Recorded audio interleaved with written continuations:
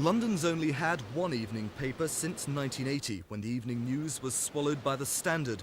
Then their joint circulation stood at around 700,000. Now the Standard sells 550,000 copies daily, and they reckon that's all the market will stand.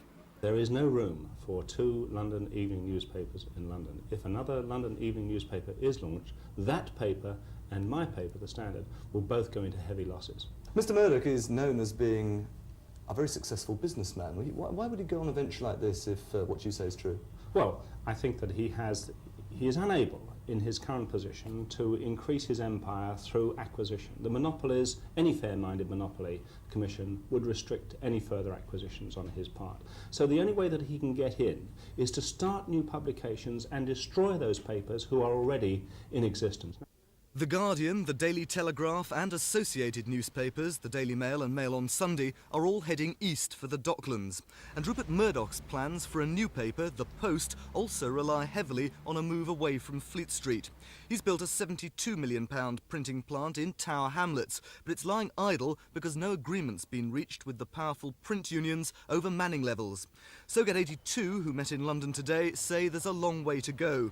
News International, the publishers of The Sun and News of the World, say there must be a deal, and soon.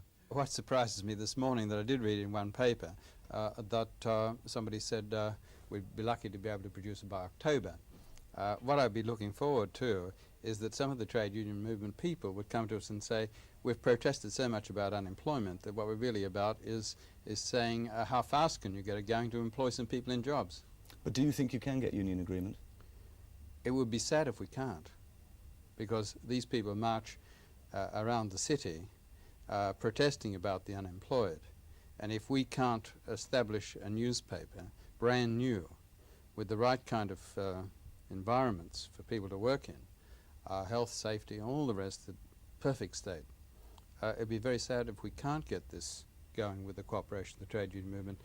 It does seem likely that one way or another the Standard will face new competition. Apart from Rupert Murdoch's plans for The Post, Robert Maxwell's Mirror Group is still mulling over an evening paper project launched last year but subsequently shelved.